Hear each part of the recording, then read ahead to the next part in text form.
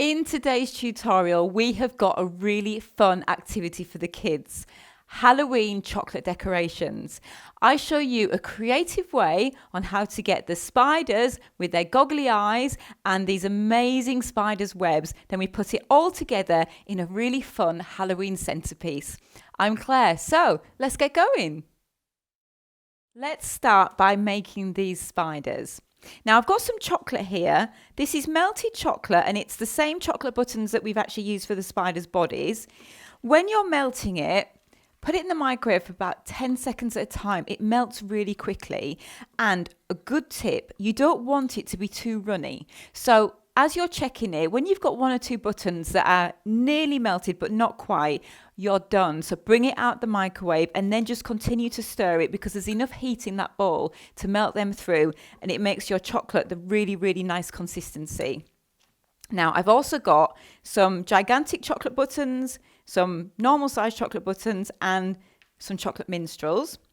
Now, for the piping bag, another good tip, when filling a piping bag, it's really useful if you actually put it into a cup or a glass or something. So what you do is you just want to peel it over like that, and then just place that in your cup. And what that does is it means you're hands-free, because chocolate's quite messy, so you want to be hands-free. So just pour the chocolate into your bag. You don't want too much. Surprising how it goes quite far. And it's a lot easier to control the piping bag if it's not too full. Then all we do is move that out the way and then just give it a little bit of a shake, get the air bubbles out of it. And what we want to do is take some scissors and just snip off the end, just a small bit on the very end. Right, now I've got some greaseproof paper here, and then I've got a board. You can use a chopping board or a baking tray. And because we want to keep our greaseproof paper in place, another good tip is just to pipe some little dots of chocolate just on the corners and then just place that on. And as you can see, that just keeps everything in position. Let's start by making the first smaller spider. If you bring your button in, it just helps you gauge the length of your legs. So what we do is we start off by piping a blob.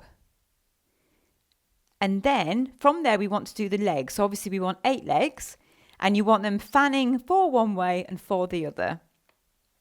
So we start on the outer edge and then just pipe back onto our blob. And you don't want them to be so long that they break, or so thin that they break. There we go. And then the same on this side. Don't worry if you've got a little bit of a wiggle, because I don't think that will matter too much with furry spiders' legs. There we go. And then once you've done that, we just take our button and just place it on like so. And then we want to pop a head on.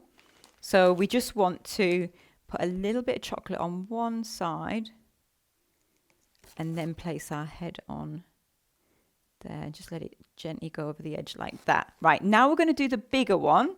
So it's the same again, but obviously bigger. So a blob. And then we want our 8 legs.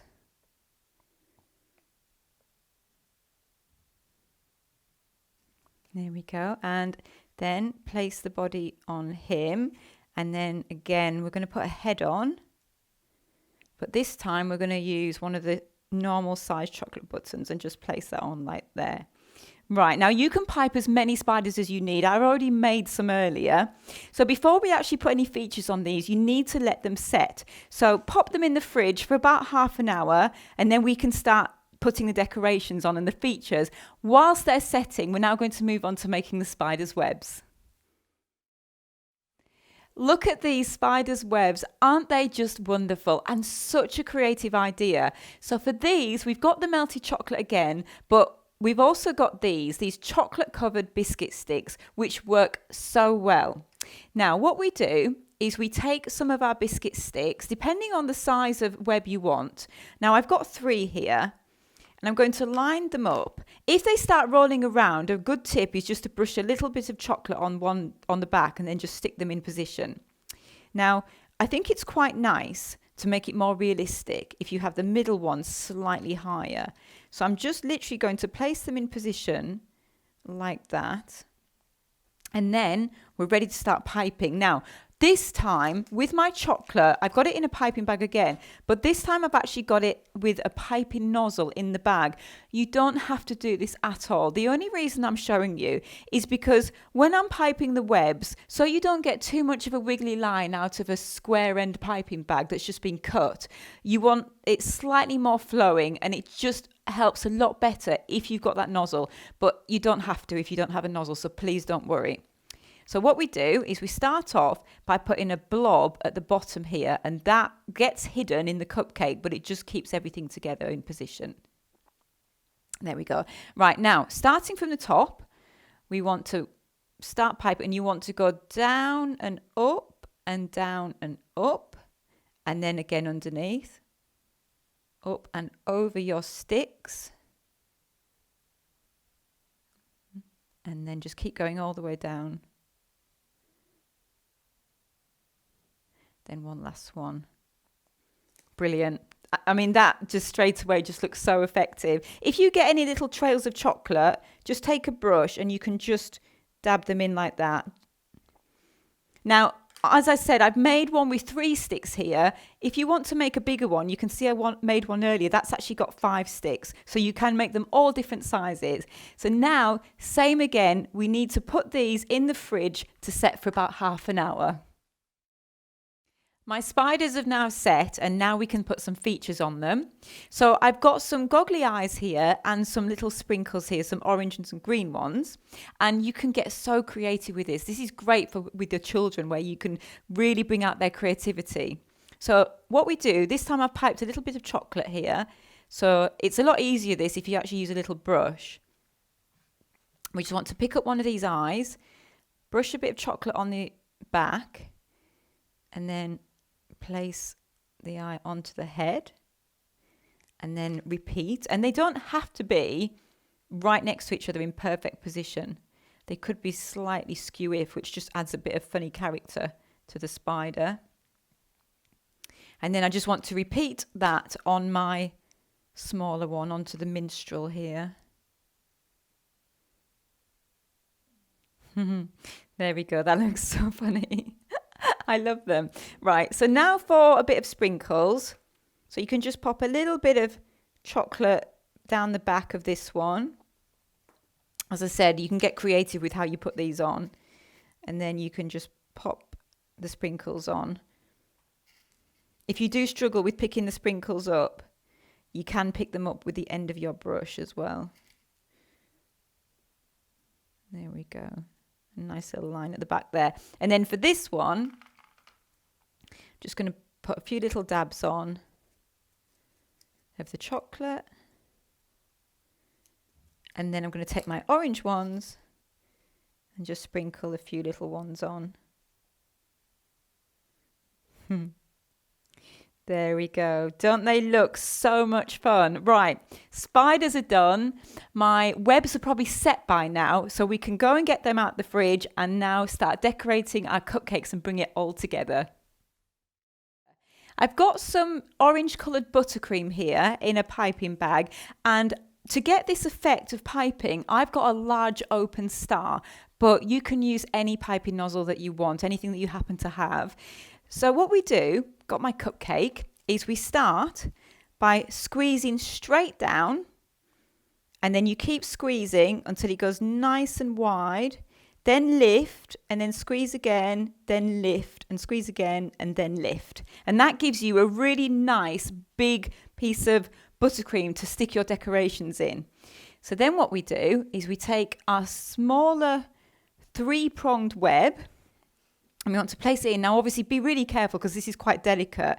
So place it through your frosting or buttercream, and then if you can just gently push it through into the sponge like that. It's already looking amazing. Now I want to add a spider.